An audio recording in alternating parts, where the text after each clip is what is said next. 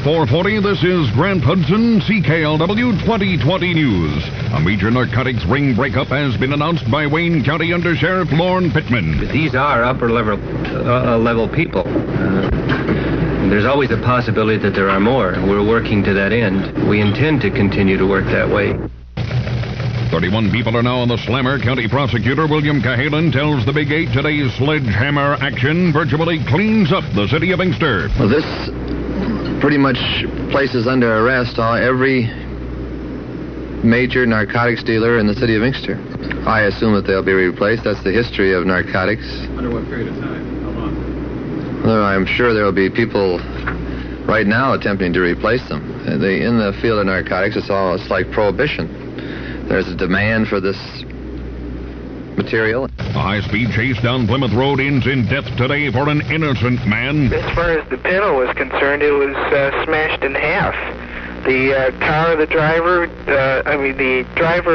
of the car itself, he was just thrown completely through where there was no windshield because it was popped out. The police chasing an automobile down Plymouth Road when it ran a stop sign and popped a Pinto. That eyewitness, Jim Sandoval, on the hotlines. Officials say 21-year-old Timothy Paskowitz was dead on arrival at hospital. Hotline news to 254 CKLW in Windsor, 961 NEWS in Detroit.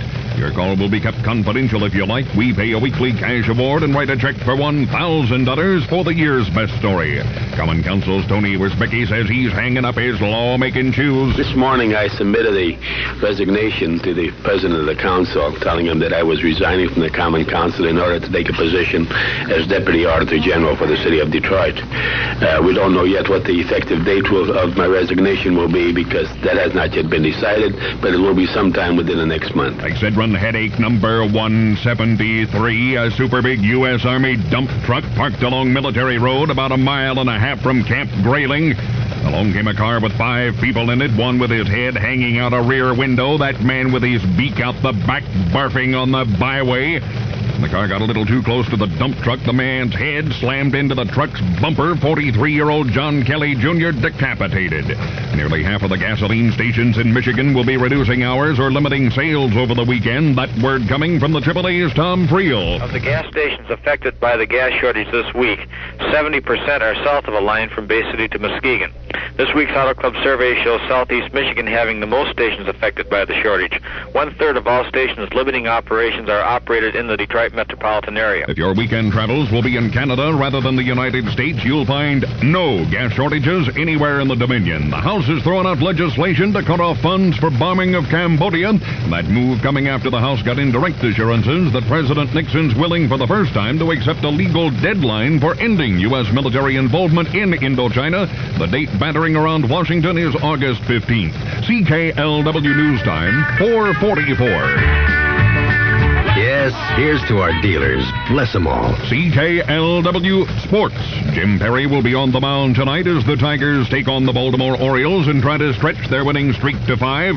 The Tigers beat the Milwaukee Brewers 8-6 last night to complete a sweep of the 3-game Milwaukee series.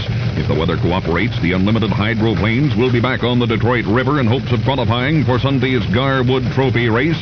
Veteran Bill Muncy paces yesterday's qualifiers by taking his Atlas van lines around the course at more than 119 miles an hour. Officials of Hazel Park Racetrack in suburban Detroit say they've been unable to entice handlers of Triple Crown winner Secretariat to bring their horse to Detroit. Officials say they've offered $30,000 in appearance money and would go as high as $50,000. The Detroit Red Wings and the Baltimore Clippers of the American Hockey League have signed a working agreement for next season. That agreement means the Wings will loan the Clippers at least 6 players. CKLW, first in the Motor City with 2020 News. Outdoor hair blows pretty in the wind. While lemon by Revlon. Possible gasoline shortage this summer? Then for short trips, ride a bike or walk. Both are healthier, and your lung association reminds you neither contributes to air pollution. Motor City weather, light drizzle tonight, low 58, some clearing tomorrow, high 73. Merck Index 38, light air pollution. The current temperature 69 degrees. Sarnia 68, Cleveland 72, Toledo 66. This is Grant Hudson, CKLW 2020 News. Now, more hit music with Ted Richards.